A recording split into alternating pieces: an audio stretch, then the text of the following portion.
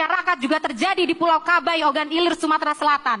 Tanah hasil program Nawacita Presiden Joko Widodo yang sudah dijanjikan akan diberikan kepada masyarakat, tiba-tiba ditarik kembali sertifikatnya, dan kemudian tanah tersebut berubah menjadi industri dan perkebunan kelapa sawit. Selain itu, juga ada Pulau Lailai yang ruang hidupnya berpotensi hilang karena proyek reklamasi. Dan ada kelompok petani Punden Rejo di Pati yang tanahnya diambil oleh mafia tanah. Dan sekarang mereka kehilangan tanah milik mereka. Termasuk contoh kasus yang terjadi pada warga Dago Elos dan pada kasus dari Lampung. Ada juga komunitas adat dari Batur, Bali yang harus tergusur dari tanah ulayatnya atas nama investasi pariwisata. Ini hanyalah sebagian saja dari banyaknya kasus perampasan ruang dan penyingkiran masyarakat yang terjadi di masa kepemimpinan Jokowi. Kasus perampasan ruang secara masif juga terjadi di sekitar wilayah pembangunan ibu kota Nusantara. Warga dari Desa Sepaku, Kalimantan Timur menyampaikan bahwa kini daerahnya menjadi langganan banjir akibat resapan air yang semakin berkurang.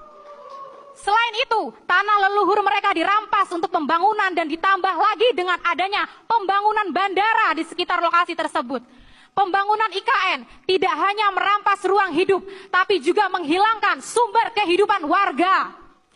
Tingginya kasus perampasan ruang dalam 10 tahun terakhir ini berkelindahan dengan tingginya kasus kriminalisasi pada pejuang dan pembela HAM. Apalagi jika kita berbicara tentang ruang lingkup yang dirusak karena pembabatan hutan secara liar dan pembangunan industri ekstraktif yang ugal-ugalan. Di wilayah Sulawesi Tenggara, Torobolu, warga yang berprofesi sebagai nelayan mulai sulit mendapatkan ikan karena airnya tercemar. Bahkan air minum untuk dikonsumsi warga pun tercemar. Pasalnya ada tambang nikel di sana. Warga yang menolak kemudian diintimidasi dan dikriminalisasi. Hal serupa juga terjadi di desa Pantani, Halmahera Utara yang terancam tergusur, juga tercemar karena adanya operasi perusahaan tambang nikel dari PT IWIP.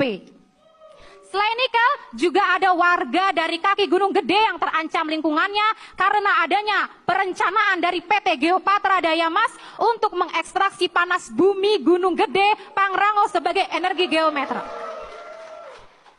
Pengunjung Mahkamah Rakyat yang saya yakin selalu semangat untuk berjuang,